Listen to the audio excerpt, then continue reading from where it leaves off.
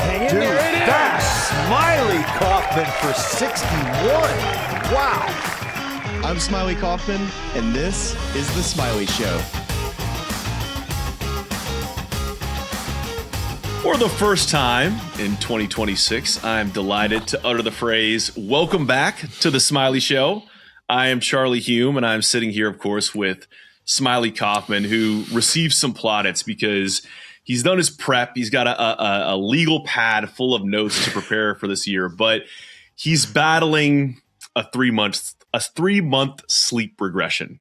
And that is a place that, as a dad, if you're a dad, you know exactly what I'm talking about, and you're sending out some T's and P's to Smylie right now. Smylie, talk to me about the sanity to exhaustion continuum in your mind right now. Where are we? Well, when you're sitting there in the middle of the night, rocking your kid, trying to get him down into the crib, we're right now struggling with taking our child from our arms into the crib without him waking up or crying. And so that's kind of the issue right now. And all I've been thinking about lately is how can I develop something that can get my child's body and head off of my arm and not feeling like he's being thrown off of a 100-foot building where he feels like he's being thrown off and that sudden jerk of his eyes just pop straight open as soon as I'm putting him down.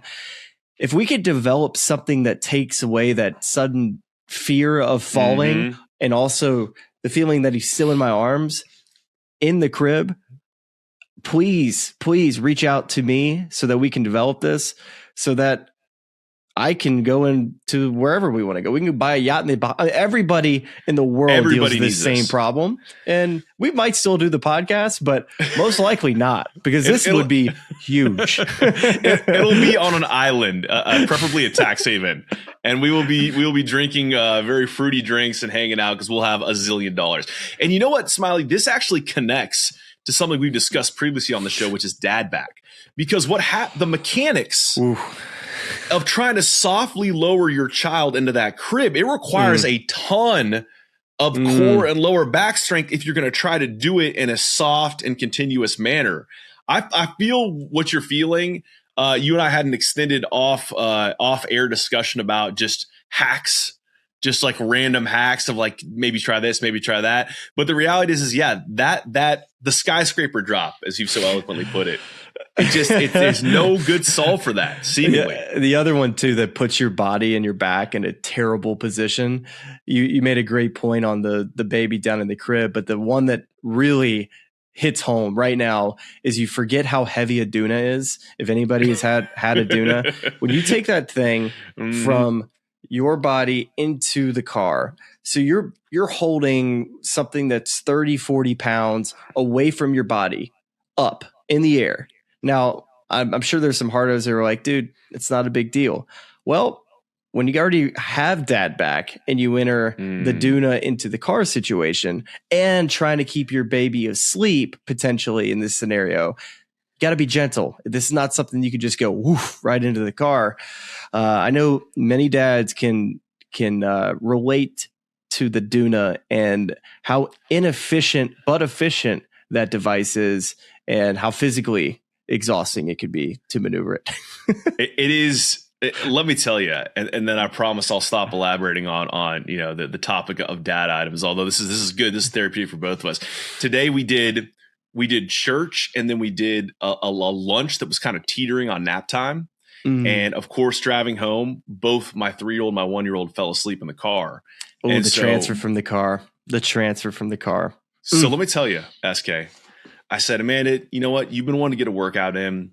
You go do your workout. I'm going to put both of them down. All right. She's like, you can do both? I'm like, just trust me here. Left the car running, left the music on at a nice little level so as not to disturb everyone. 3-year-old first, took him upstairs, pulled both shoes off in transit, laid him right down, not a peep, boom.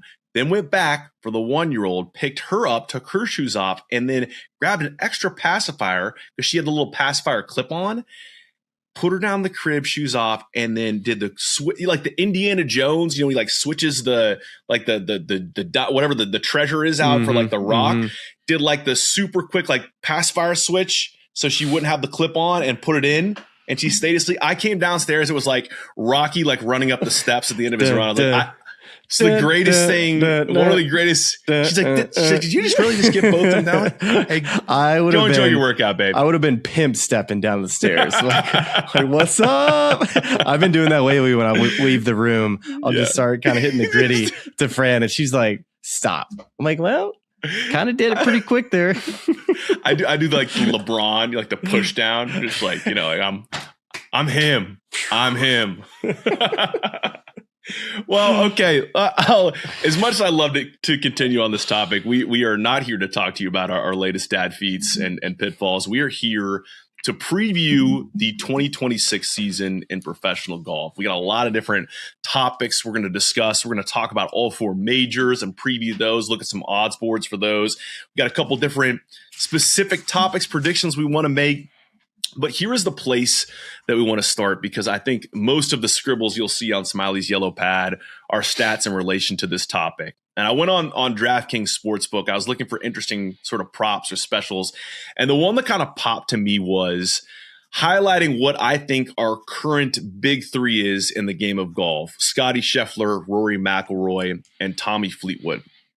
And so I'm just going to read you what's currently proposed for each of these players as sort of win total over-unders, and use that as a jumping off point, Smylie, for you to dig into the data on all 3 of those players. So the over-under that's been set for Scottie Scheffler's PGA Tour wins in 2026 is 5.5, and 6 wins or more is -125. 5 wins or less is +100.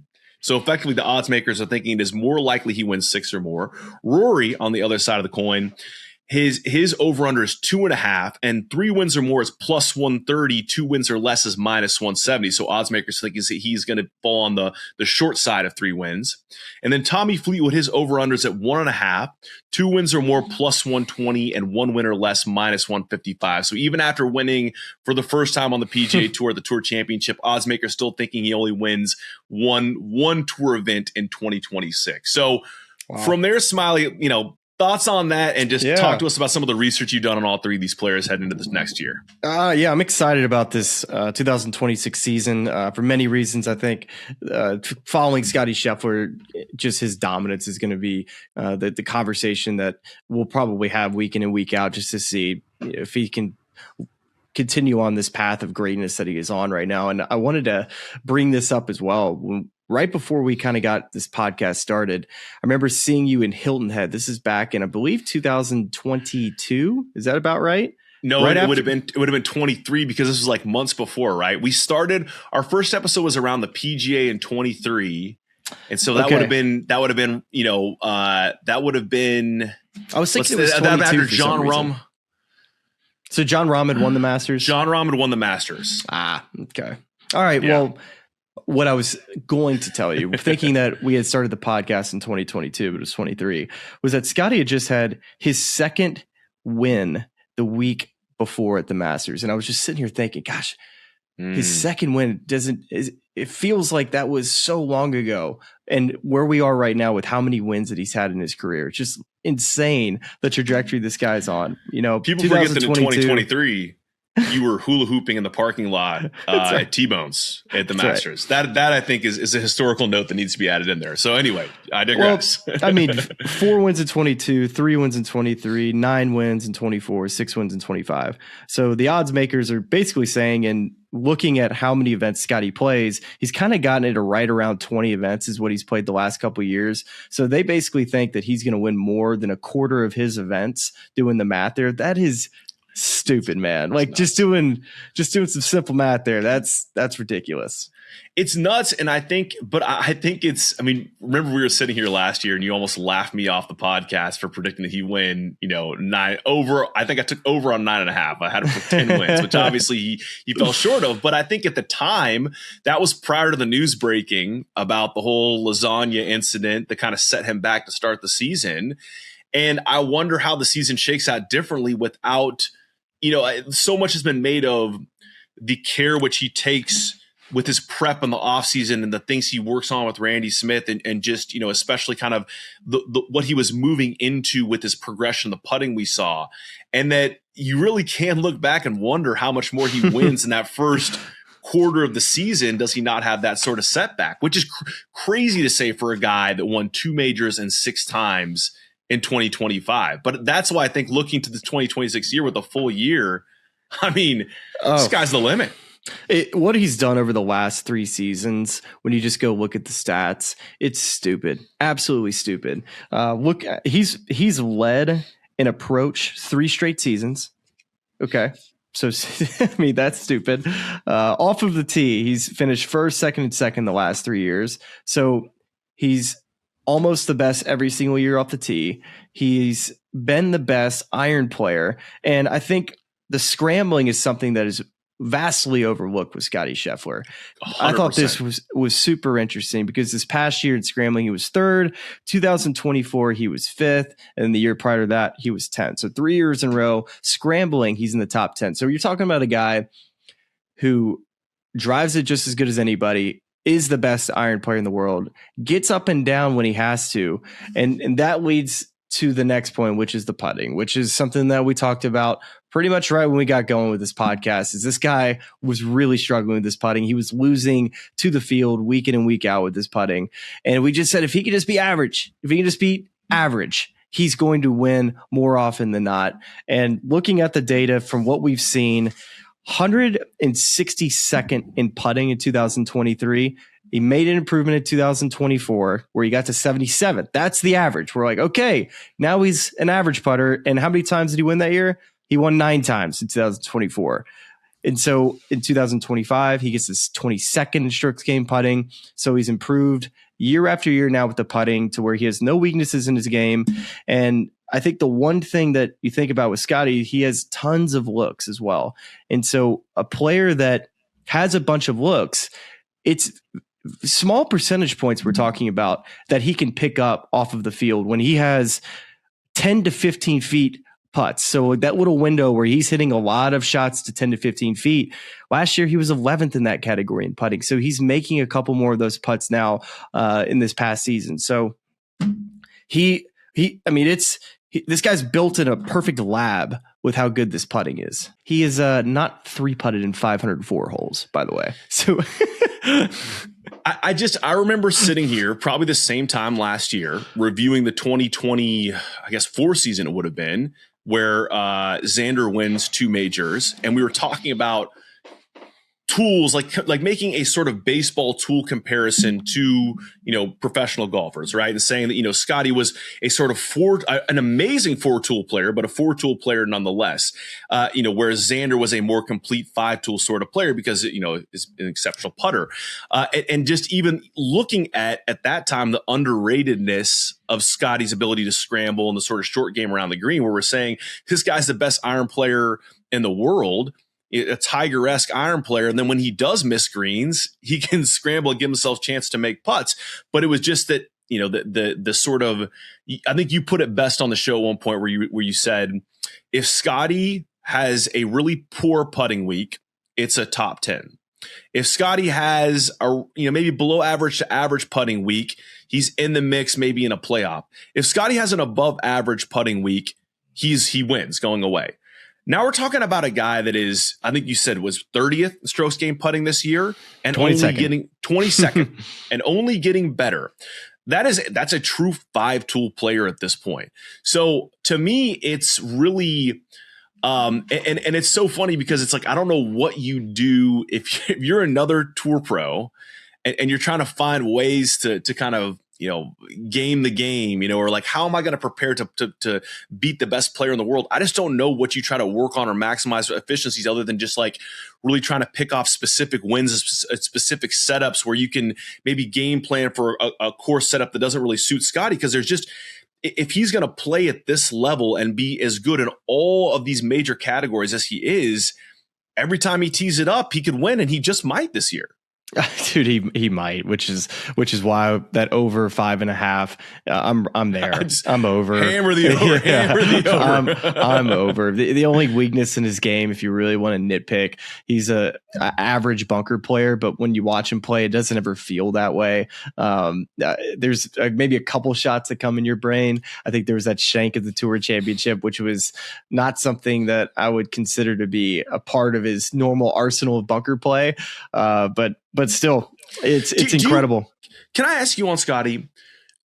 Because obviously we know what the and this is Kyle Porter, I think Rick Gaiman have come on the show and talk about this of just in a much larger sample, which we should be looking at for trends over time, that a guy like Scottie, of course, strokes gained off the tee, all of his driving stats are off the chart. He's one of the best in the game.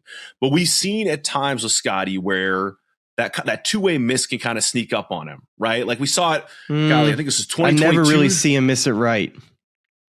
He doesn't miss it right. He'll miss it left, but rarely when I watch him play golf does he miss it right off the tee. Okay, well then maybe better phrased as a guy who likes to cut the ball off the tee. Mm-hmm. If you're setting up and you're kind of shading the left side of the fairway, and then you have the left miss, that's where you can really bring into trouble. And so I think it'll be interesting as we get further into this episode talking about major setups we kind of saw it at Pinehurst where it was really iffy on different lies in the native areas if you missed off the tee, and Scottie was a little bit vocal about his frustration with that week. But I even think we're looking at, can he complete a career Grand Slam this year at a place at Shinnecock where they grow that fescue up. And if he does have issues off the tee accuracy, like that's the one place where he becomes mortal during those weeks. And I don't know if there's really anything to analyze there other than he's not a robot, but that's the one thing that kind of, pops me when I think about how does Scottie become human? Well, when we look at his season in that 5.5 wins, I think the huge key for him is driving accuracy. I think players often refer to, you guys talk about it as ball striking all the time, but what you very rarely allude to is how accurate he is with his driver off of the tee. And I think looking at some of those percentages, just looking at some of these big years that he's had in 2024, he hit 67% of his fairways. And in 2025, he had 63%. And so when you look at kind of where that benchmark is, I always look at with guys that are long, if they're above 60%, most of the time that's a good formula. If they get above 65% or 65 or more, that always feels like it's going to be a big year for that type of player. As long as, they're not terrible around the greens or with the putter or with the irons. But Scottie's great at all those things. So when Scottie is able to keep it at 65 or more, he's going to win more than 5.5 times. That's interesting. That's a good metric to pay attention to throughout the season, right? Of just even what you're noting there of that dip beneath 65, just so let's even pay 60 is attention fine. to that But if he has a year where it dips below 60, that's a year that, hey, he might only win a couple times. Yeah. And that's totally possible. But seeing what, the confidence he has in this new driver, watching him hit shots at Hero, watching him hit shots at the Golf Channel games, I think he is poised to have just a monster year, an absolute monster year. This is the part of the show where, I'm the sicko gear nerd that's always trying to kind of put something new in the bag. And I think that was for TaylorMade staffers last year. Let's just call it what it is. It's like Scottie won 2 of his majors and Rory won his 1 major playing a year-old TaylorMade driver. It was that QI10 that they kept in the bag. No one really was that the 24 head?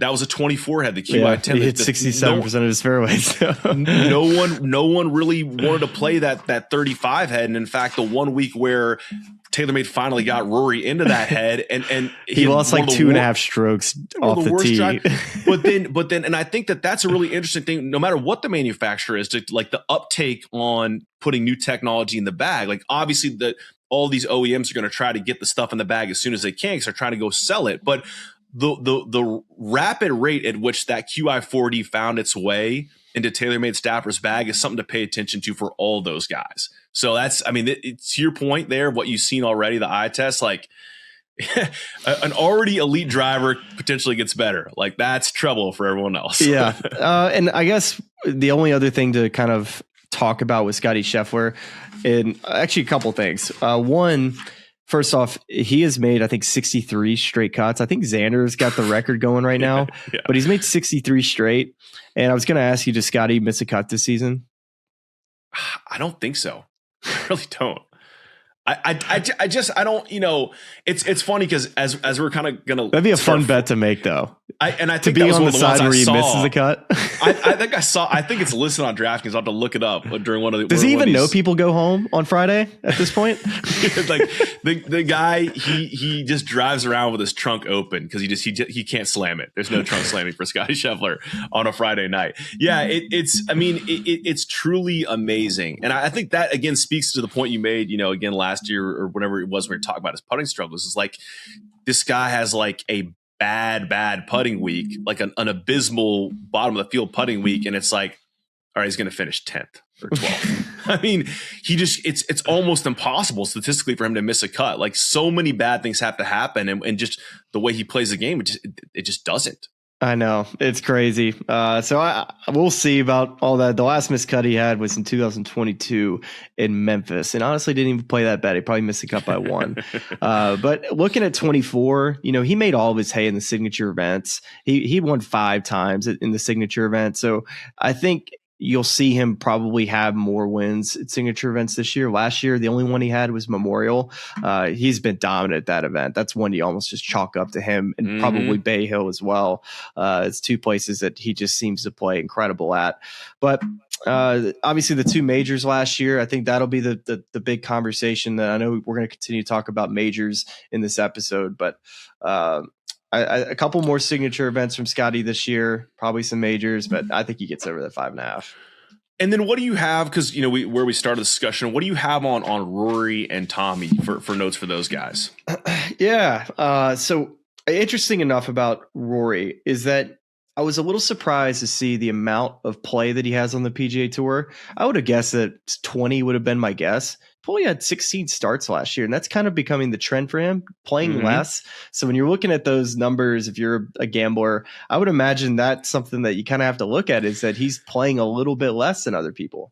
And he won 4 times in 2025. It's just that his that other win was the Irish Open. So it's, you know, it's you're making a point where he's kind of mentioned this in a lot of ways, hinted at this the past couple of years in press conferences. And I think a lot of the attachment has been to frustration with the way he was sort of used as a mouthpiece for the PGA Tour and the sort of back and forth with the PIF and LIV. But I think for him, he's saying, hey man, like, and especially now that he's completed his career Grand Slam, it's like the things that matter the most to him are playing major championships. And it doesn't really make sense to do this sort of like, even when you think back a couple years when he did play more tour stops, it was part of this sort of quest to get the prep for the Masters right. You know, he played like Valero, he played the week before and all this sort of stuff. And now it's like, there is no real quest at this point beyond cementing career legacy. So I would not be shocked to see that number continue to go down to like the minimum level it needs to be. And then also he's mentioned vocally his love for, and he's put his money where his mouth is, going down and playing in Australia. It's like these national opens, the importance of these national opens and playing globally. And so I think you just see a lot of that. It's like a light tour schedule during the year. And then when he plays in the fall, he's going to go and play DP World Tour events and you know, play down under. And I think that's a pretty cool thing. Yeah, truly, it's like a year-round schedule, which is pretty neat. Now, he definitely probably gets a couple pennies to go play in a couple of these places. Might get a few pennies. Which is fine. It gets him there.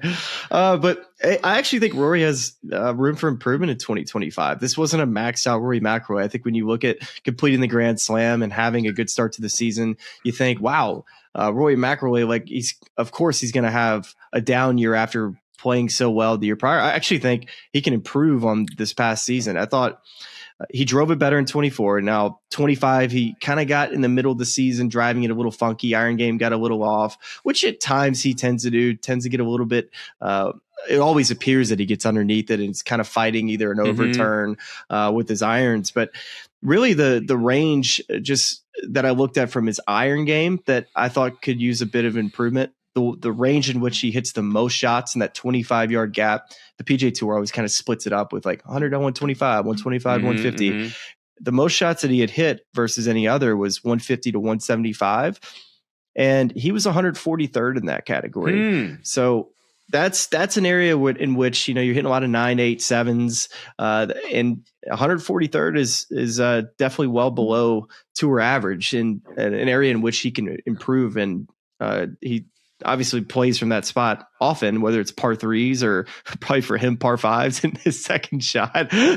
But I mean, his driver sets up his entire game, Charlie. We all, everybody knows it, but when you really dive into the data, as long as he is at the top of the driving distance stat, he's going to remain competitive because of how good of a driver of the golf ball he is. Now, these are all nitpicky things I'm kind of mentioning. Like, I'm finding like certain parts of his game that he can go work on, but really it's his driver that's unbelievable. His putter is incredible, 9th in strokes gained putting this past season. And then really around the green, like we talk about with Scottie, Rory's really good around the green. Scrambling statistics I thought was interesting. And he was 15th in 2025 and 17th in 2024. And it's kind of a trend in what you see with all of these top players is that none of these guys are weak around the green. All of them are really good getting it up and down. And when you think about it, that's golf, right? It's like if you're pretty good hitting it tee to green, and then also you get everything up and down and you eliminate mistakes, it's probably how they ended up being the best players in the world, right? And it's so interesting to combine a few of the topics of discussion around Rory that you just mentioned, to look back at just the story of this past year extended, really even going back 2 years. Because I remember, I think it was 2 years ago, where the big talking point was poor wedge play. Like approach wedge play, like in maybe like 125 and in, and but it was good to start this year. Remember that was the big, Well, because I think I'm remembering this correctly balls, too. It's right? Like and this is not. It was he switched balls to kind of change the sort of flight and spin profile, but it was also, I promise this is not like a TaylorMade equipment sponsored episode, but it was he switched from the TaylorMade MG wedges into Vokeys because he didn't like whichever one of the models was on just like where the center of gravity was and the way it was flying. So I think it was a combination of, having input on design for the wedges and then changing the ball to kind of fly a different way and spin a different way. And then if you remember this last season, he had I think it was like a month of time where he didn't hit any shots on a golf course. He was just in a lab, just refining one specific sort of move and change he wanted to make in the swing. Then of course he comes into this year, he wins at Pebble, AT&T Pro-Am, and he wins the Players in that playoff against J.J. Spawn. And then, of course, completes a career Grand Slam at the Masters. And then coming out of that, there was the failed driver test that got leaked under somewhat dubious circumstances at Quail Hollow. So then he had this feud with the media at the PGA that extended into just some frustration at Oakmont. And it was really, we didn't really see a fully happy Rory again until he shows up at Portrush. He's in front of a home crowd, and you beautifully painted the scene there on the ground, just the roars for Rory that week. And that it felt like at that point he got back to Europe, he got back home, and it was able to kind of release some of, whatever it was that was the frustration of the past couple months, that maybe we thought we were going to see a freer Rory and McIlroy on the back end of completing his career Grand Slam. So it was a really unique sort of journey that he's been through. But even just in the past couple weeks of just or months of just like the joy that you saw on his face at the Golf Channel games. I know we're talking about the Golf Channel games, but it's like I think we are going to see a Rory that feels less burdened coming in this next year, and then kind of, which could be scary, right? Could be very scary. I mean, as we get into these predictions, I'll kind of tease one that I think is going to happen. Is like, you're about to talk about Tommy Fleetwood. I think we're going to see a lot of wins for the top elite level at the tour. And then I think the really good to good group, I do not think is going to win a lot this year on tour, because I think there's a lot of young talent coming up and a lot of different places that are kind of primed for breakout seasons. I think it's going to be a really interesting profile of winners on tour this season, given and Steve Sands even said this on the show, a couple weeks ago, just like Scottie eating up a bunch of wins, and then where are the other ones going to come from? And I think that's going to be a really interesting storyline this season. Yeah, and I think with Rory at 2.5, looking at potentially playing 16 times on the PGA Tour, and last year, remember, he skipped Memphis, the first playoff event, and you imagine he'll be in a similar situation where he doesn't need to play Memphis, so you might not even see him again there this year. So I would probably lean over just because of the driver and the putter. I think it's too good. He's too good around the greens. His distance is just still unbelievable, and such a strength for him. If the iron game could just tidy up a little bit, he'll definitely win more than 2.5 times. I'm always going to hammer the over, so I will join you in that regard. But I will say though, it's a really good point there. It's like you look at a 2.5 over under for a guy like Rory McIlroy, and you're like, this has to be a misprint. But it really boils down to the number of starts he's making on tour, and then also probably people just expecting a down year, coming off of a year. It's like, where is he going to be emotionally? I always feel that Rory's always into every shot, every round. Every time I've ever watched him, he's a super competitive guy. And every time he tees it up, he takes a lot of pride in his score and how he plays that week. So to me, until he loses that, I think you have to expect that he can play at that full capability that he wants to win every time he tees it up. So then to wrap this section before we head to majors with your thoughts on Tommy Fleetwood, as mentioned, 1.5 is the over-under on wins. I mean, we see a guy finally break through with that win of the Tour Championship. Like, it could not have been scripted better over the course of that season. And then he goes and wins on the DP World Tour with Frankie there in attendance. Like, this is another guy that to me feels like burden lifted. Like, now we're freed up. Let's go win some golf tournaments. Well, I was kind of looking at the stats to try to piece together, okay, how did Tommy get it done this season? Because I think it's interesting to look at his past years on the PGA Tour and say, all right, well, why this season? You know, what was this thing that got it done for him? It was his iron play. He was 6th in approach this season in 2025. In 2024, he was 92nd in that category. So when you think of Tommy Fleetwood, you just think of a flusher of the golf ball, right? It feels like he never misses the center of the face. But really, when I went back and looked at his approach numbers over the last 6 or 7 years, I think one year maybe he was like 23rd or 24th. But a lot of other years, he was in the 90s, he was in the 60s. There hasn't been a whole lot of consistency when we talk about his iron game. I just think of it such of a high level that I always assumed it was elite every single year. But it's been this season specifically, which is why he's been able to have the success that he's had. The tee to green stat, based on what I can tell, how it's divided, they take your off the tee numbers, they take your approach, and they take your around the green statistics. That's how they determine your tee to green. Tommy Fleetwood, being 123rd in driving distance, was 3rd in that category. So when you see that, you're like, tee to green, Tommy Fleetwood 3rd. It's like, all right, that means he must have just really hit it good. It's like, well, no, he was really good around the greens too. He was fantastic there. So when you think about Tommy on how he can continue to stay an elite player in the game of golf, it's going to have to be with his iron play, because he already has the tools with his putter. Putter has been consistent pretty much every year he's been on tour, except for maybe one. It was a little leaky. But around the greens, he's really good. He's an accurate driver of the golf ball. This has to be the thing that takes him year after year after year to keep him in that top echelon of talent is his elite iron play.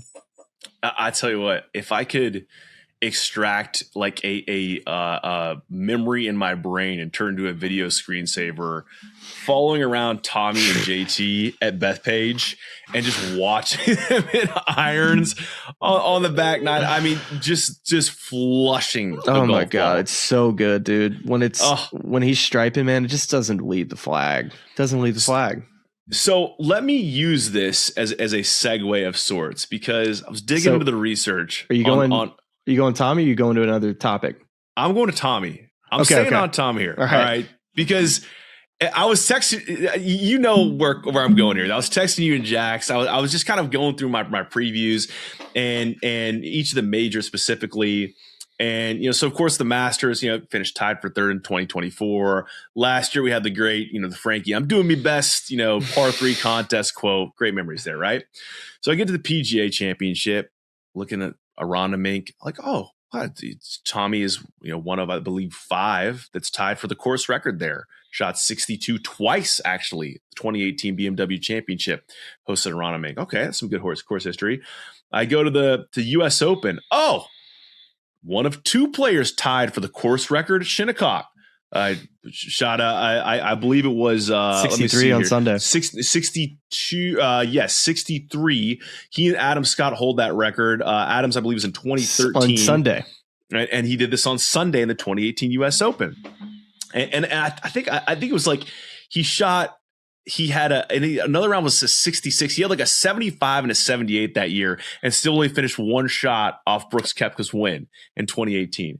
And then I arrive at Open Championship in his hometown of Southport and Merseyside. He used to sneak on Royal Birkdale as a kid with his dad. I found this little quote from a 2017 Jason Sobel story. I think it's so good. The secret was right near the 4th and 5th holes. That's where the locals could circumvent the authorities. No tee time, no checking in. They could walk on a venerable Royal Birkdale, or more accurately, sneak onto the course and just start playing golf. We were very clever about it, Tommy Fleetwood explained, or my dad was, not me. Indeed, it was Pete Fleetwood who would walk the family dog on the outskirts of Birkdale, then nudge his young son onto the famous links. Quote, there's a quote from Pete. Tommy was 3 feet high or so, and I'd say, come on, let's go through there and sneak past the fence, he recalled. As soon as we'd see anyone coming, off through the fence, and we were gone. Just like that, they take the dog back down the path, walking the 2-mile journey home.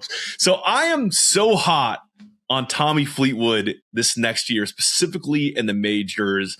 Might be formulated in one of my predictions here, but I just, as we transition, I'm just thinking, man, this could be, the burden's off his back. He played great in the Ryder Cup. This could be a huge year for Tommy Fleetwood. Yes, it very well could be a huge year, but I also I'm buying the dip.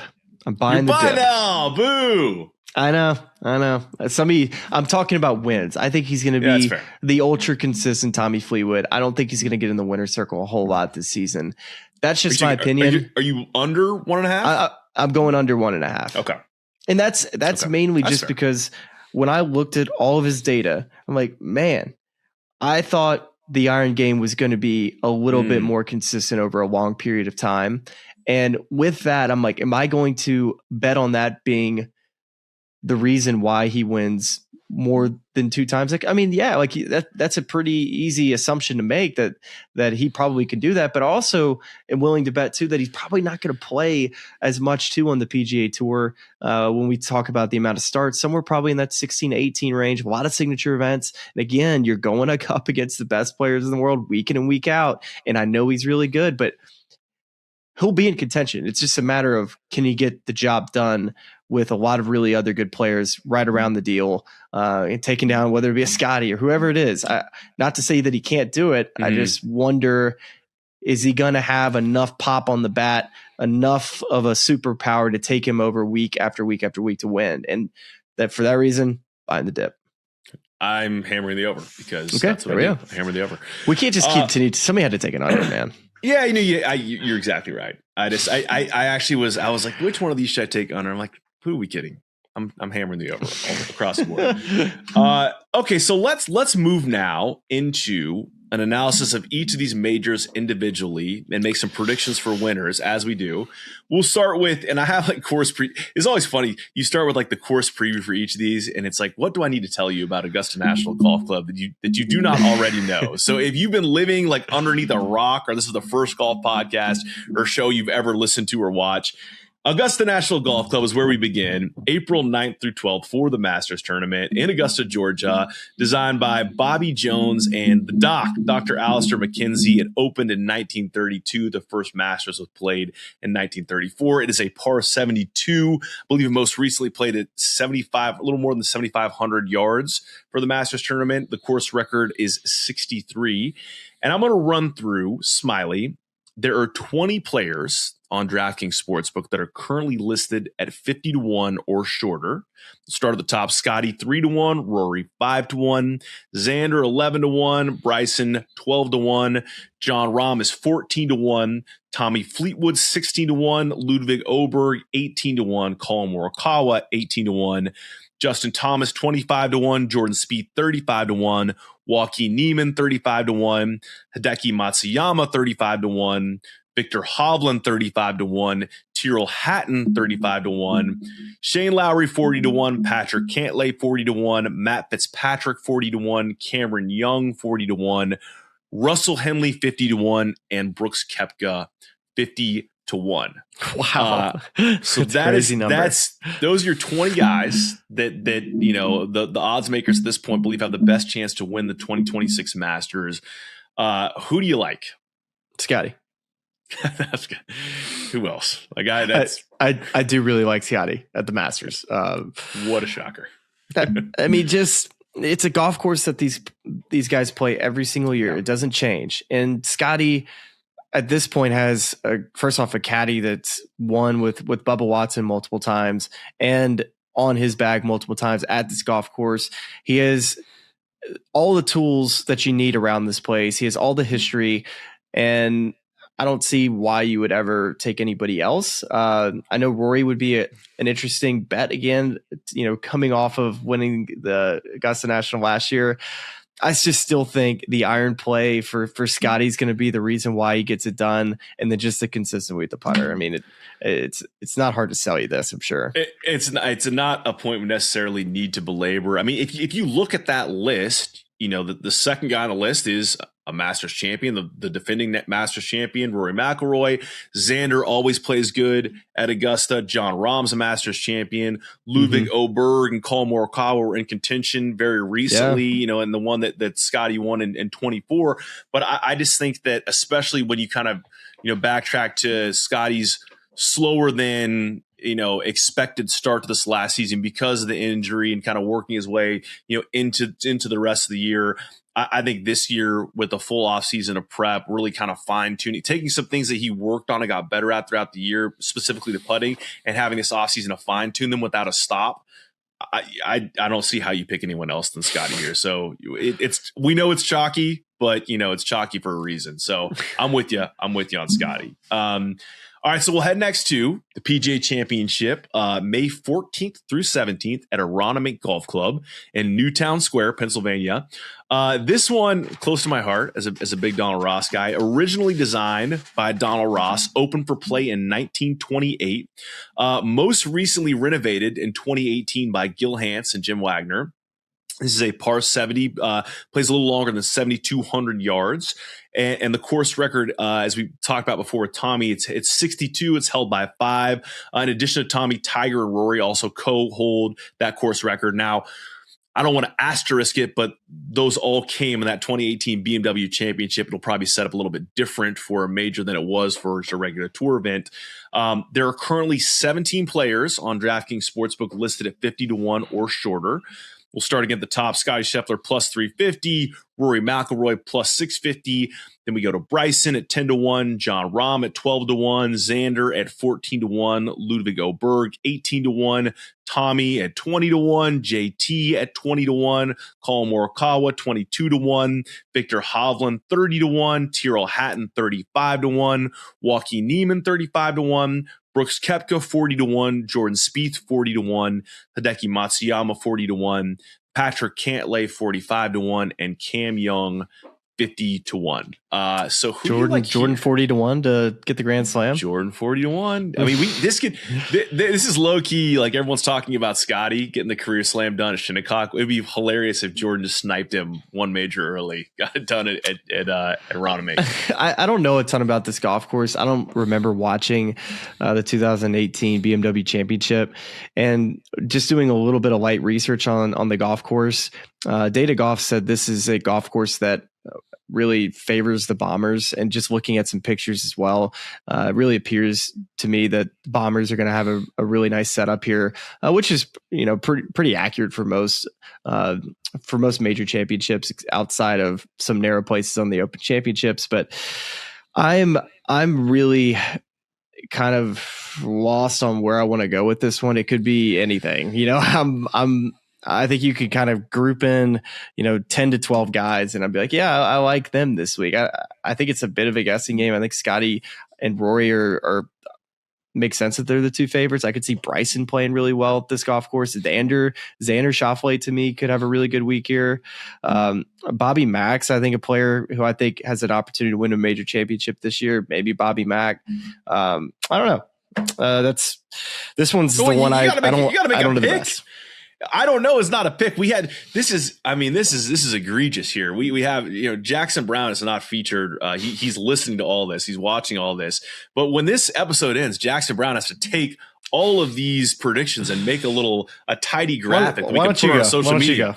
You're going to make me, I'm fine with it. Okay. Cause here's where I'm going to go here is, each of these, I'm trying to find a theme. I'm trying to kind of find a story that I want to tell myself and the good people watching and listening to the Smylie Show, why I believe in this player. Right. And so I'm looking back at a recent major held at a Donald Ross course, perhaps the most famous Donald Ross course, Pinehurst number 2, guy that was in contention to the very end was Rory McIlroy. And I'm thinking about Rory and I'm saying, where is another Donald Ross course that just got a stunning facelift, currently in progress facelift by Gil Hanse and Jim Wagner, where Rory's dad, Jerry, plays quite a bit, Seminole Golf Club. Okay, he likes playing there. He plays well there, spends a lot of time playing there. I know it's a Northeast course and a little bit of a different turf grasses, but why not Rory at a Donald Ross course that's been restored by Gil? I like Rory. I like him this week. I'm trying to, of course it's not like I'm reaching down the leaderboard. He's the second shortest odds to win the tournament, but I'm making a Donald Ross, Gil Hanse, good vibes sort of play for Rory this week. And I think Rory wins here at Aronimi. The PGA Championship was the one that I looked at last year when we were making these predictions where I'm like, well, Scottie can't win them all, right? So like, let's do the PGA Championship. It's the golf course that seems to be the easiest of all of the major championships. You got the Open that has all of the different winds and rain, all the things, elements you have to face. The Augusta we know everything about. And then the US Open typically favors into the players who have all the elite skills. You're like, all right, well, Scottie sounds great there. But the PGA Championship, for the most part, the venues feels like PGA Tour events. And this kind of feels like a big PGA Tour event, which is why I'm like, well, am I going to do the same thing that I forgot about last year that Scottie kind of dominated at Quail Hollow? So part of me wants to just go, wait, Scottie wins Augusta. Scottie wins the PGA. Do it. Come on, do it. I'm going to do it. Boom.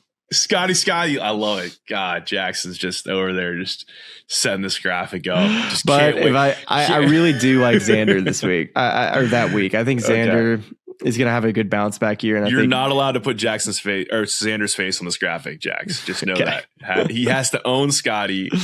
And I can't wait till we get to July to talk about this again. All right. So you're going Scottie. I like it. I've got Scottie, Rory, the first two. Let's head next to the third major of the 2026 season, June 18th through 21st, the U.S. Open at Shinnecock Hills Golf Club in Southampton, New York. So it's an interesting one when you look at a lot of the other classic Northeastern golf courses. So William Flynn's considered the principal architect after a 1931 redesign, but this was actually an original C.B. McDonald and Seth Rayner layout, which, C.B. McDonald did, national, which is right across the street. I mean, you could walk between Shinnecock and National up there. National Golf Leagues of America, I should say the full name there. Here's a fun little tidbit on that. By 1930, Shinnecock faced a highway extension, which later became Route 27, that would have bisected its course. The club acquired new land to the north and commissioned William Flynn to design a completely new 18-hole routing, which opened in 1931. He preserved a few ideas from the prior 1901 C.B. McDonald and Seth Rayner layout, but largely created a new routing that took full advantage of the rolling sandy terrain. Its most recent renovation was in 2013 by Bill Corr and Ben Crenshaw.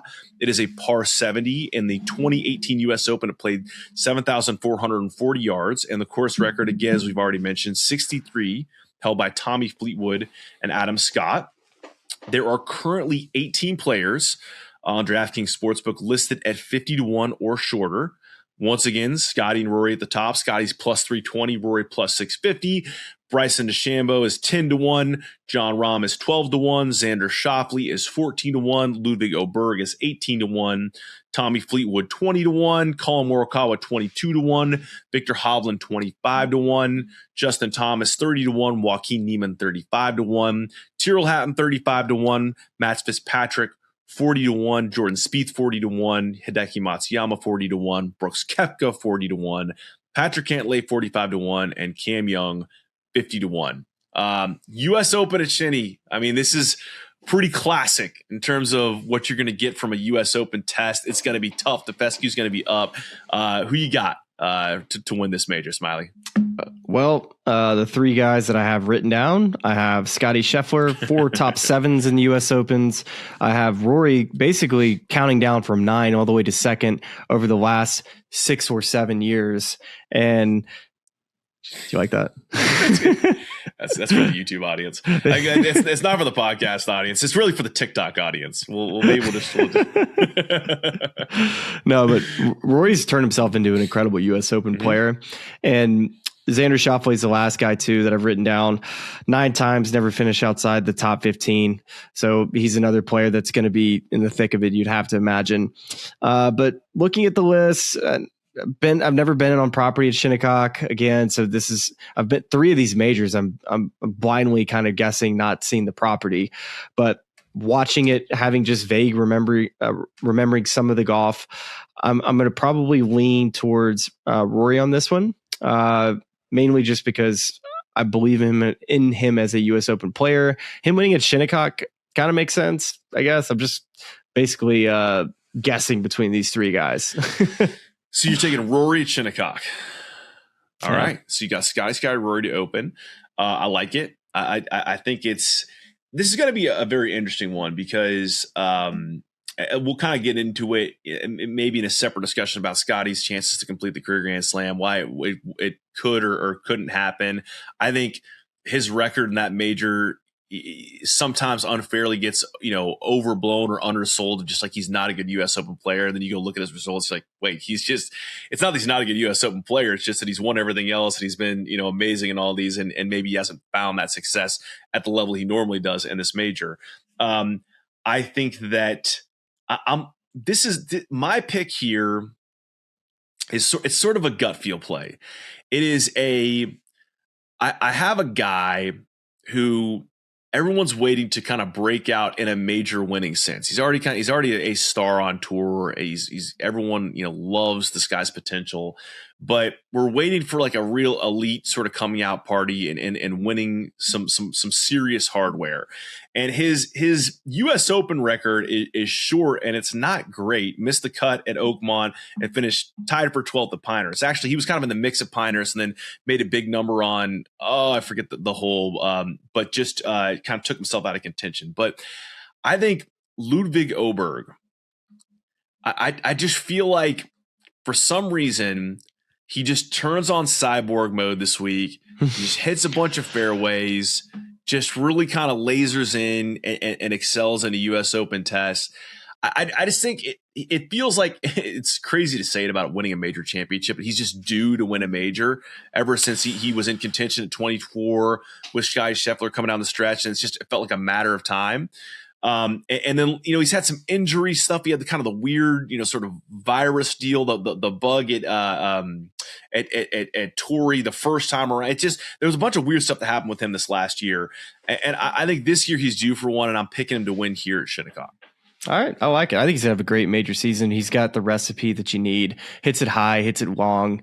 And, you kind of need the rest of the game to round shape a little bit. And honestly, the thing with Ludwig, it's cleaning up the things that you need to do to win golf tournaments. Too often that you find with him that he just kind of has that little mental error, just that up and down, he should get up and down, or like, why did you make that decision? I think for him, just cleaning it up. What's the par 4 at Pinehurst I'm thinking of where he made a 7 on Saturday? It's like the one kind of going back up towards club. It's 13. Yeah. And I think we had this conversation on the show last year. It's like, to me, the thing that you're digging far more into like the technique and numbers of being out there on tour. But to me, just the eye test is he just doesn't take big numbers out of play enough. Like it's just his avoidance of doubles and triples. It feels like there's been a lot of times where anecdotally he's in a tournament and just makes a big number to take himself out of it. And it's that to me, because it's hard to find flaws with his swing. It's an amazing swing, but it's just cleaning up the big mistakes that can kind of derail around instead of finding a way to make a bogey and keep yourself in it and then getting those strokes back via your immense talent. It seems to me the thing for me for Ludwig. Can Jackson edit my PGA pick? What do you mean, Jack? I mean, I guess we should say these picks aren't final until they're final. So we're going to go to the Open Championship. But right now, if you want to lodge an edit for your PGA pick, feel free to. I forgot that Cam Young's winning at the PGA Championship, so we're gonna circle that in. Cam Young, first major PGA Championship. It just okay. So give us a brief on why you like Cam and Aronime. I just think he's gonna have a good year coming off of last season. Finally has that breakthrough. I like his distance off the tee. I think that's such a incredible recipe to have. It's good at many of the events this year, like the Masters, PGA Championship. I think Cam Young's going to be in the thick of it. I think he's going to contend at Augusta. I don't think he's going to win, but lead you into the PGA Championship where he's been in that contention major. He knows what he feels like, and then he gets it done. I love it. Okay, so our updated picks. Smylie has Scottie the Masters. I have Scottie the Masters. I love it. Smylie has Cam Young at the PGA. I have Rory at the PGA. And Smylie has Rory at the U.S. Open. And I have Ludwig at the U.S. Open, which brings us to the final major of the season, the Open Championship, July 16th through 19th at Royal Birkdale Golf Club in Southport, Merseyside, in England, Tommy Fleetwood's hometown, as mentioned.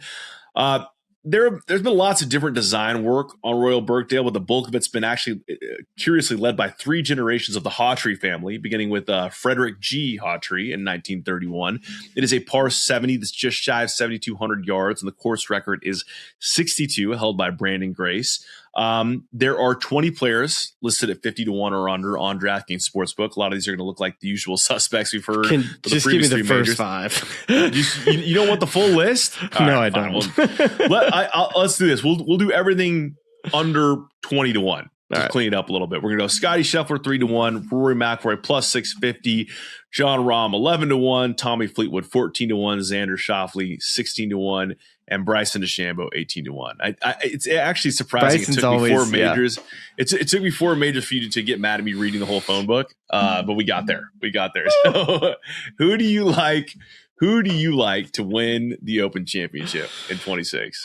I am going to take Tyrrell Hatton, but Robert McIntyre, I want to take him, but I have such a bit now that I think every year I'm going to take Tyrrell Hatton at the Open Championship until he wins. And so give me him. I don't even know where Hatton's from. It's got to be somewhere around there. Maybe got a little, maybe not Tommy Fleetwood vibe, but he's kind of got to be around there, right? Oh man, I know this. What is, because I'm trying to match with his Premier League team.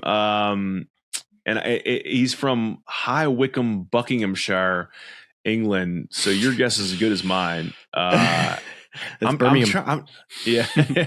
I'm trying. So I don't. Yeah, I mean, I'm not going to look at a map because why would I? But this is a good bit. So you got Tyrrell at Royal Birkdale, and then you got him at Bay Hill, right? Yeah, and at Bay Hill. Love that. Whenever he gets back to Bay Hill in his career. Yeah, it's just a lock for those two places. Yes. All right. I like it. So that rounds out a nice little major slate for you. I've been leading up to this pick this entire episode. It's just big nostalgia pick, big like good vibes pick. Like Tommy Fleetwood. Come on, man.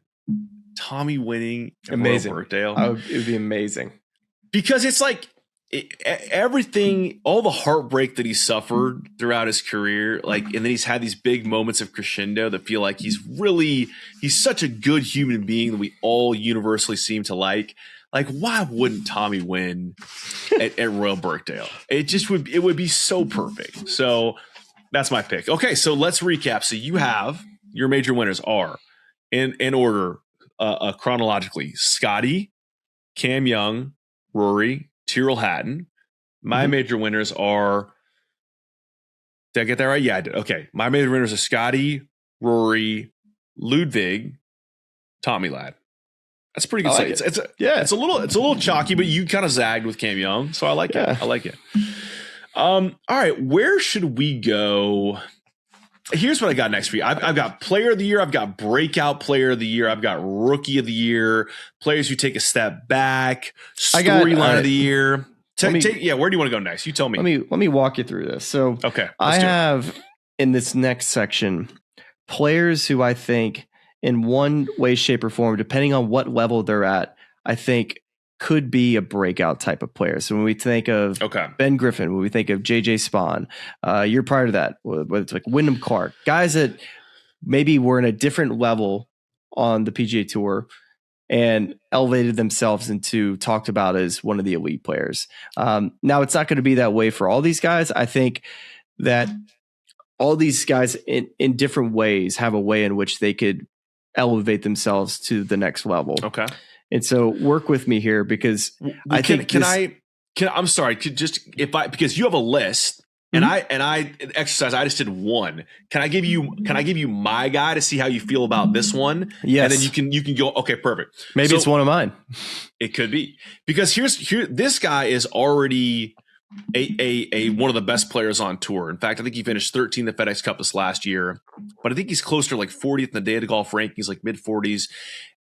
Akshay Bhatia, it just feels like he's ready for a year with some big wins. I mean, he's won before on tour, of course, multiple times, but it's like it feels like he's ready for some big serious wins, some major contention. When we talk to guys, whether it's stats guys, whether it's fellow tour pros, people think a ton of Akshay Bhatia's game, and he's still only 23 years old. Mm-hmm. I think we see a very legitimate step in his game this year to winning some big events, to contending in a lot of these, maybe even sneaking a major in. So that was the guy I profiled. I wonder if you feel like is he too far out of your box already, or is this kind of the guy that fits the profile you're creating? No, he's perfect. And Rick Gaiman and I talked about this when he came on the podcast, and he was a player that he mentioned that could take it to that next level. My only concerns with Akshay is that I think he needs to drive it better. I think he's a little too inaccurate right now off of the tee.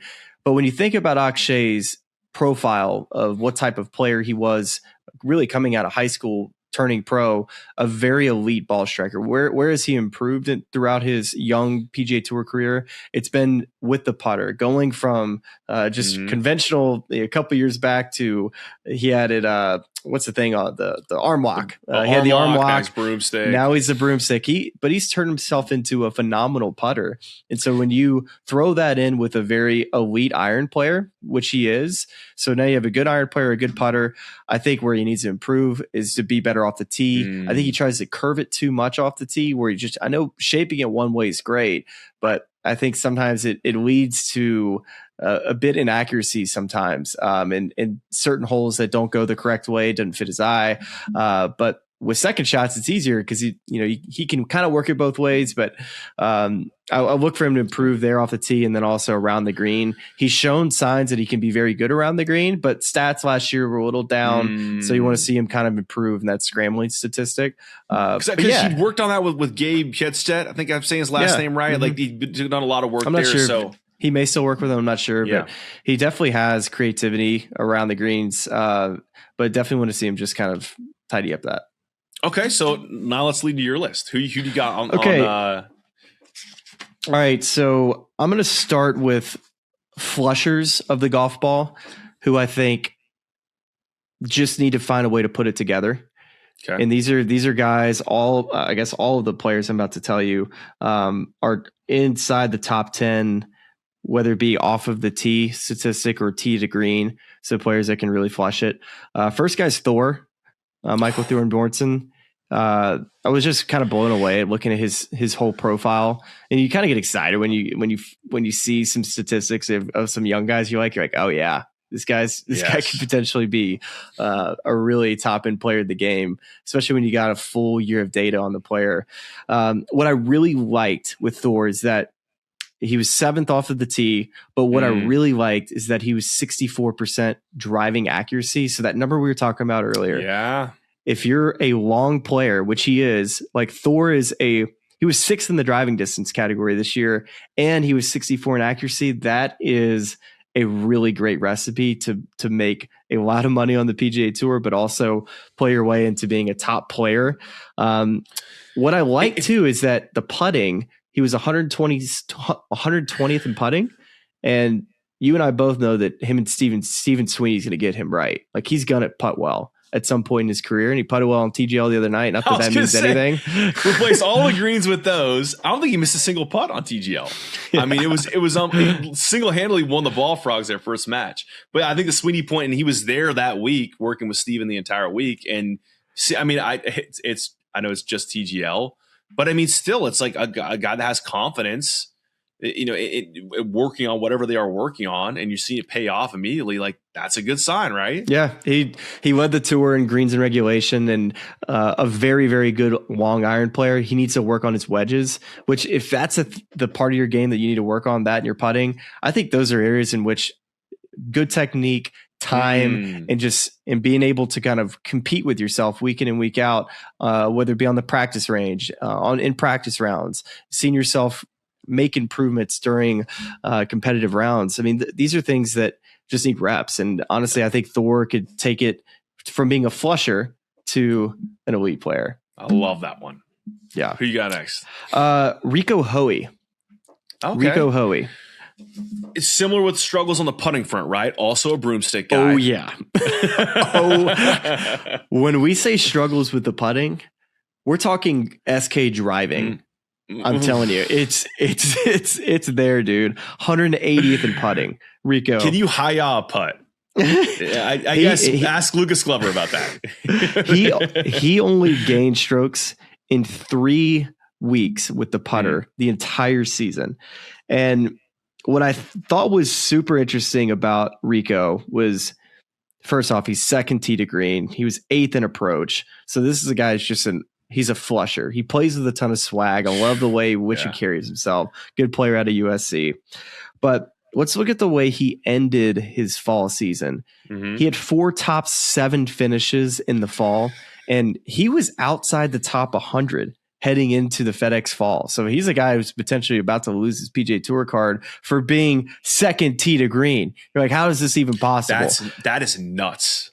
Played his way inside from 50 to 60. So now he's in that next 10 category, gets in the first 2 signature events. I think he's poised to get off to a really good start and have a big year. That alone is a wild stat to go from losing. I mean, he still would have conditional stats, but like the outside top 100 to inside next 10 in the span of a fall is without winning. Wild. Without winning. It's, it's so interesting how the story of how many guys that it's just like, if they can just get the putting right. And I got one more. Okay. Please continue. Kurt Kitayama. Okay. Kurt Kitayama, a guy who we all remember winning at Bay Hill. And you're like, who is this guy? Where did he come from?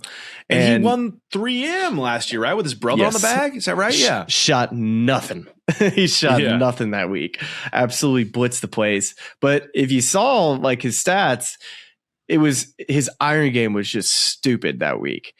And he's also another player that shocked me when I looked at his stats. His driving distance, he's 5th.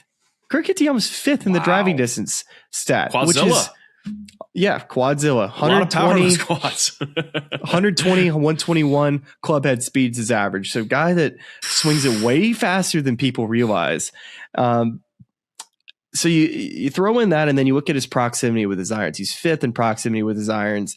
He smashes his driver, putting 148th with the putter.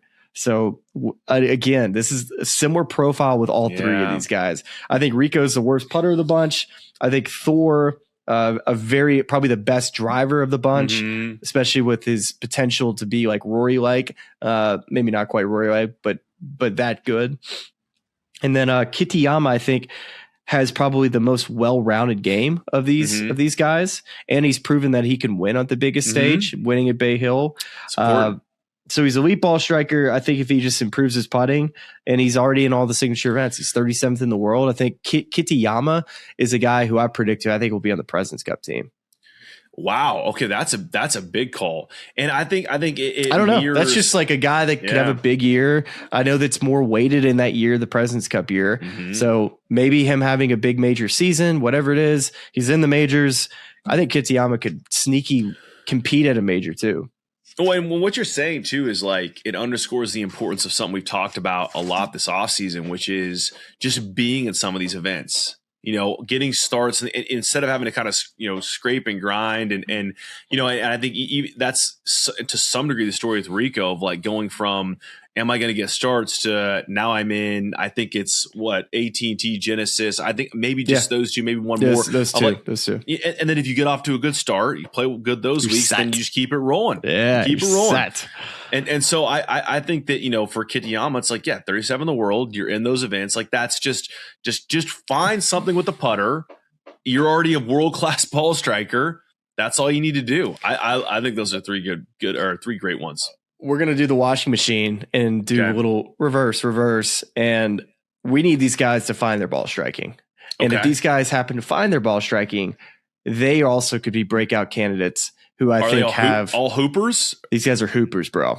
These guys get the ball down in the hole. Can I guess? You can guess. Yes.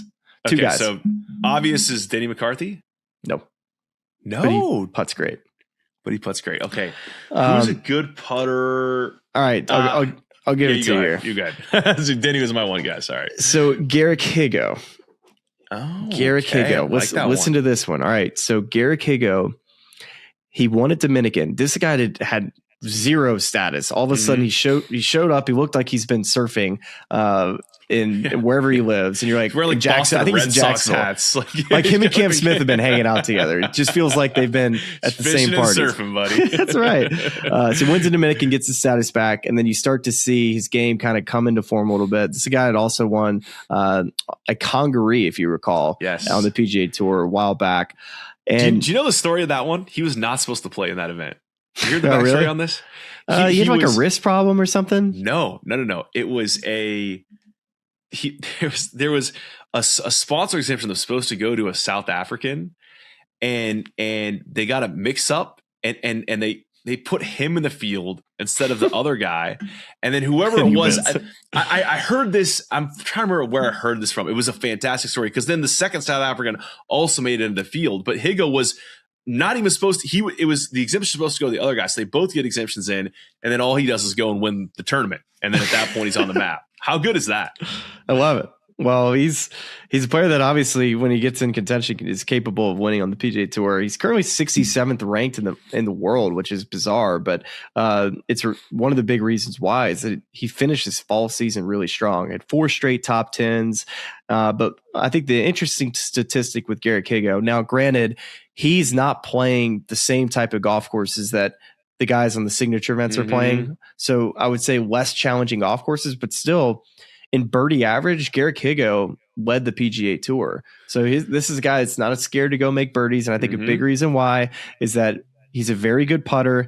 He was 7th in scrambling, but if we can hone in the ball striking a little bit, if Sean Felly can give this guy the right ingredients, get this guy striping the golf ball, I think Garrick Higo is a guy that he might not be a consistent player like Tommy Fleetwood, but I think he's capable of being a guy who could win multiple times in one year on the PGA Tour because of his ability to make birdies. And what he was almost won the fall. He was in that kind of shootout with Stephen Fisk, right, where they're making a zillion birdies on. Do I have that right? I think that was the week where Fisk won. I didn't watch a whole lot of fall golf, but I'll take your word for it. This was right around the time that your sleep regressor arrived to us. Yeah, I had plenty of time. I was sitting on a couch for most of the fall. So yeah. Okay. So all right, I like that one. And who's your second? Hooper? Harry Hall. Yes. Harry Hall. Yes. Golly, I love that one. Elite putter. He's finished in the top 5 in the putting statistic twice in the last 3 years. And he's 6th in scoring average as well. Now, if you go look at his ball striking stuff, it's not great, but I love that his birdie average is 3rd. So he's a player again. He finds himself in contention, typically at golf courses that feel shorter and more narrow. I don't know why that is. Colonial, he always seems to play well, but Harry Hall was he had an outside shot of making it or at least making it on Luke Donald's team. There was people talking about, well, Harry Hall is an incredible putter. He's had a great season. Could he make the team? Well, I think Harry Hall could have a really great season, and it wouldn't surprise me a bit if Harry's ball striking came into form over the next couple of years and you see him on the Adair Manor team. I mean, with the putting contest that Bethpage Pink turned out to be, just imagine how much more Europeans would have won by Harry Hall's on the team. Yeah. No, I think that is one that, when we're doing our picks each week, now I'm doing the data part of my data gut model. Analytics always love Harry Hall. And so that's an interesting one. If you can just get the ball striking. I mean, for a lot of these guys, it's similar. It's like, just get it to where you're if you were a good putter, just give yourself looks. And then to your point, the birdie, the rate at which he makes birdies, you get hot one week, you run away with the golf tournament. So that's a good list. I like that list a lot. Those were guys that were the rock rollers. The next category is the smasher, and it's just the smasher. And he's the king of the PGA Tour. It's the potheads. Yeah. Potheads, baby. We're season 2 of the potheads. Let's see what the plot twist is going to be this year. It's simple for him. He's not in the signature events. He's also like Rico Hoey, where he's in those first 2. He's in that 50 to 60 from the FedEx from the prior year. So he has an opportunity to get off to a good start. His driver sets up his game, and he just has to improve pretty much across the board with every part of his game. I would say his wedge game needs to improve, but really the scrambling, that's the one that cost him at Vedanta. If you guys remember the chipping around the greens, he was 53% scrambling statistic this past year. Now, granted, he's he's playing on a lot of different new grasses, new golf courses. There's a huge learning curve, but if the technique improves around the green and with his wedge play, this guy smashes it. And I think that he has all the potential in the world to be a standout player, and he just needs to continue to kind of improve every aspect of his game outside of his driver. That was the question I was going to ask you, which was set up well in that. And I remember he was also in contention maybe at one of the 2 events that was played at Torrey this last year. He wanted Detroit. He wanted Detroit, of course. Talk to me about the grass at Vedanta. Is that a really grainy? Like I guess I'd say it this way: is like I think it's past Palm. Oh, maybe. Okay, really? Or Bermuda. I don't know. One of the 2. I would hate to be coming down the stretch trying to close my first tour win with iffy chipping and having to chip on something that's grainy. So I was curious to see if that was the case. Maybe there are other venues or places where not having that being the issue maybe kind of eases some of those concerns around the greens. But if that's not the case, if he's on really nice past Palm, and then maybe it's just get in the lab and go to work on it. Yeah, and Potgieter is 83rd in the world. I think if he can have a good start to his season, not only continue to play his way into more signature events, but again, inside the top 50, I think he just needs more at bats and big events to keep on improving his game, see if he can get into major championships. I think it's still pretty raw with Potgieter. I don't think his game is anywhere near it'll be 2 years from now, but if he happens to show some signs of improvement with his wedge game around the green or technique that just happens to click, then you could really see like a fast ascent for this guy, because he has such an advantage off the tee every week. Okay, so just to make sure I've got this list recapped correctly, we have Michael Thorbjornsen, we have Rico Hoey, we have Kurt Kitayama. That's right. We have Garrick Higo, we have Harry Hall, and we literally just talked about him, and it's already out of my head. Aldrich Potgieter. So those are Smylie 6. Ooh, it's alliterative too. We got a little list. Yep. Smylie 6. I love it. Well, the problem is there's one other guy. The sweet Smylie 7 coming at you hot. Smylie 7. It still works. It's still alliterative. All right, who's there? Right. Is this the last guy? Is this the grand finale? It's the last guy. All right, who we got? This guy. It's beyond me how this player does not have full status on the PGA Tour next season. Pearson Coody. Yeah. Pearson Coody, if you go look at his results and you look at his stats, you're like, what gives? There's something going on here. There's something wrong with the system. Surely he should have earned more FedEx Cup points at these events, and that they're just calculating it wrong. Something has to be wrong, because it doesn't make sense that in 2024, he finished 131st on the FedEx Cup, just missing his PGA Tour card. And then in this past year, he finished 110th in the FedEx Cup fall. But he earned his card. Pearson earned his card through the Korn Ferry Tour, right? In 25. Wait, did he go back to the Korn Ferry Tour? That's what It's I'm looking at the PGA Tour here, PGA Tour website, and because that hit me a little weird. It said he played a split schedule on the Korn Ferry Tour in 2025 and easily earned his card back in just 15 starts. Oh wow! Well, there you have it. No wonder.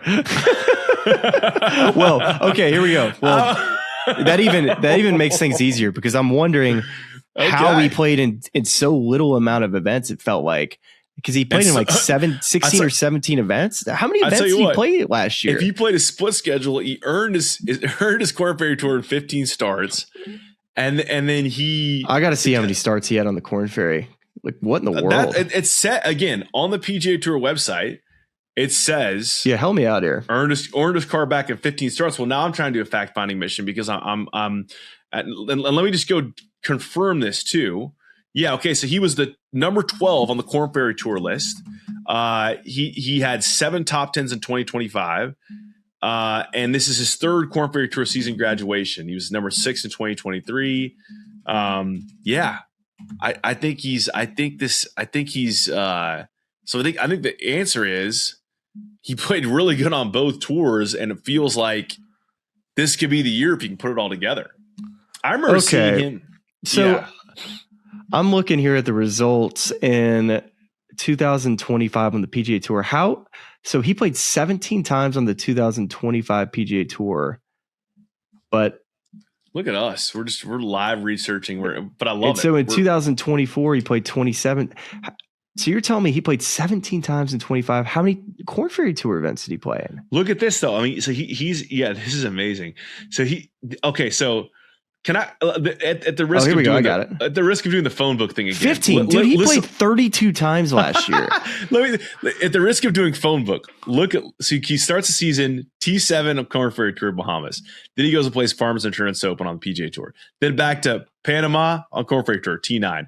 Astera Golf Championship on Korn Ferry Tour T2. Holy then he goes mackerel. Back to the PGA Tour for 3 in a row. Cognizant, Puerto Rico, Houston Open. Then he goes back to the Korn Ferry Tour Club Car Championship. Then he does 3 more in a row on PGA Tour across Punta Cana, Zurich Classic, CJ Cup, Byron Nelson. Man. Then he goes back to the Korn Ferry Tour. I mean, I keep going. I'm gonna stop doing the phone book reading. Dude, it even adds more. And he didn't win on the Korn Ferry Tour. He's played really, really good. This guy's gonna have a huge year, no doubt in my mind. Now that I have this other Korn Ferry data to look at where he just dominated all of these guys on this tour, racking up top 5s and top 10s throughout the year. How about that? So now tell me this. I want to make sure I heard that correct. You said he was 110 on the So he played a split schedule and finished 12th on the Korn Ferry Tour, and he still have status on the PGA Tour. We got to talk to Nitties about this, man. We got to talk to Nitties about this. This is going to be so good. Yeah, that's amazing. I remember seeing him play in the Walker Cup at Seminole, and again, he's just one of those guys on that team where I'm like, this guy. It was Davis Thompson, it was Cole Hammer, and it was Pearson Coody. I mean, there were a lot of other guys on that team, Quade Cummins, like John Pock, like Ricky Castillo, but like I just felt like these guys can't miss. And it just took a little longer for him. But if you look at it, finding some form, and still a young player. You know, I mean, I literally wrote down right underneath his name. He wins in 2020. He wins in 2026. And it was after seeing that in 2025 he was first off of the tee. I can't wait till people get like an hour and 15 minutes into this episode or wherever this is landing the episode and being like, what the Pearson Coody roller coaster is going to be delight. Dude, he was a lot of people. He's first in par 5 scoring in his events on the PGA Tour. He was 4th in birdie average. So very good putter. But I thought it was interesting too. In first rounds on the PGA Tour, which a lot of young guys kind of don't play well on Thursdays. It kind of takes a while to get going throughout the week. He broke 70 in every single Thursday round, except the first event he played. He shot 70 at the Farmers, and then he shot 79 at the Deer, where he had to have eaten a bad duck at some restaurant or something. But other than that, man, I think his iron game needs to improve a little bit. He almost won that event in Isco, up in where is it in Kentucky? can't remember, but he was in that big old playoff where Harry Hall actually was the one who chipped in and won. So Pearson Coody was close to winning on PGA Tour in 2024. But I just think if you're just looking at all the data, man, Pearson Coody, this guy's going to have a big year in 2026. I mean, if you look at, I'm fabricating a stat here, like top threes in 2025 playing professional golf. 3 of them are on the Korn Ferry Tour, 2 of them on the PGA Tour. I mean, like that's like this guy has. Dude, nobody's talking about him either. Nobody's talking about him. Well, I think maybe he suffers a little bit just from the even though he's still 25, it's like the guy that ping pongs back and forth between the Korn Ferry and the PGA Tour, and you're like, well, he doesn't seem to have what it takes to stay at that level. But I just don't think that that's the truth. I mean, I think I watched him play at Colonial. This would have probably been 2 years ago when he was a rookie. I guess he had gotten off to a pretty good start in that event because he was in the last couple groups, and I couldn't have been more impressed. And I was thinking, man, this guy's gonna be really good. And then I never saw him play after that. So I didn't know where he went. Well, good news is you'll be seeing him a lot more this year with that Korn Ferry Tour graduate card. There's Smylie 7. We made it. Smylie 7. I will say that there's so many. I think what you and I can have a much longer discussion on players that are in that group that we consider to be very good, that we can kind of debate whether, like Matt Fitzpatrick. I think we all expect him to have a big year. Yes. Cam Young's, the Jordan Spieth's, the Justin Thomas's, the Ricky Fowers of the world. I think maybe we kind of get into a bit of a discussion on that group, on who we see kind of take that step forward, maybe a step back, as we expect all of these guys to keep their card, but more interested to see who maybe is able to win a couple times on the PGA Tour, and who kind of has down years. That'd be an interesting combo. I think so too, and I mean, and I know we're long for this episode, so maybe this is another one we table for another day. But this is kind of what I was mentioning earlier when we started with, talking about Scottie, Rory, and Tommy, and just I think that those guys are going to vacuum up a lot of wins and may add, maybe in a few more like truly elite tier players. Well, that is if Tommy wins, Some of us have him as the under. Some of us taking the under. I'm not one of those people. But this was and this is Paul Hodowanek. I think I butchered his last name, but for PGAtour.com, of 26 players under 26 to watch in 2026. And I'm just looking at this list. And it's like Akshay's 23. Jackson Koiven eventually is going to turn pro kind of middle of the year. Same thing like Ludwig did a couple years ago coming out of Texas Tech, 20 years old. Still got Luke Clanton, who had a down year by his standard last year as a full pro after an unreal amateur run, 22 years old. You mentioned Aldrich Potgieter, 21. You mentioned Michael Thorbjornsen, 24. Johnny Kiefer, we've raved about the Keefe dog on the show, 24, number 1 on the Korn Ferry Tour list. We're going to talk to James Nitties about him. Neil Shipley, Nick Dunlap's still 21. Rasmus Højgaard. Like there are so many guys. Michael Brennan, who just won in the fall. Like I just feel like from this group of young guys that just have all the talent in the world and they have played highly competitive junior golf with this entire group competing against, for some reason, my sort of big prediction or feeling about the year is like you're going to get a bunch of top heavy wins, and then you're going to skip over this whole section that we've grown accustomed to being this, 10 to 30, 10 to 40. And some of these younger guys are going to really start picking off these wins and playing good in spots where we not expect guys to step into the spotlight right away and win tournaments. I don't, maybe we expand on that in a further episode, but that's my big storyline for this next year. I feel like that's what we're going to see play out. We're going to have to, because old dad back needs to get some rest. Let's see. It is 10:39 Eastern at time of recording, which means it's 9:39 Central. And your first wake up from your boy Harris should be I was gonna say any hour now, maybe any moment. I know, and I got to get up early to get some work done, getting ready for our boy Nitties tomorrow. So I'm excited about previewing that with the Korn Ferry Tour grads and talking more about Pearson Coody, because we're gonna laugh about just that whole deal. I mean, my goodness, I can't believe I skipped over that. I'm like 17 events, because I was mad. I was like, these Korn Ferry guys are only getting 17 starts. This is BS, man. Like, it was kind of making me mad. I was frustrated that this guy's not getting his fair cut out here. And little did I know he played every week. Just Iron Manning it. Ironmanning it. Well, it has been great to kick off 2026 in this fashion, previewing the season. As Smylie mentioned, the next episode you'll hear with James Nitties, a favorite of ours, his third appearance on the show, breaking down that entire Korn Ferry Tour class. So look out for that. And golly, Smylie, we're about a week and a half away from the debut on the Golf Channel. So set the DVRs now. Wednesday, January 14th, 9 a.m. Eastern. We're going to see you there. So without further ado, see you another time. We'll let Dad back, man, get to bed. Thanks so much for watching or listening. We'll talk to you right back here very soon. I listen to this podcast. It's really cool. And all of our lovely fans and subscribers, but make sure you like and subscribe. It's cool to see what you guys are doing. I know golf fans appreciate it, but we do too. So please keep it up. For all the good people at YouTube, like and subscribe. You guys have some good takes, so I'm happy to come on and shoot the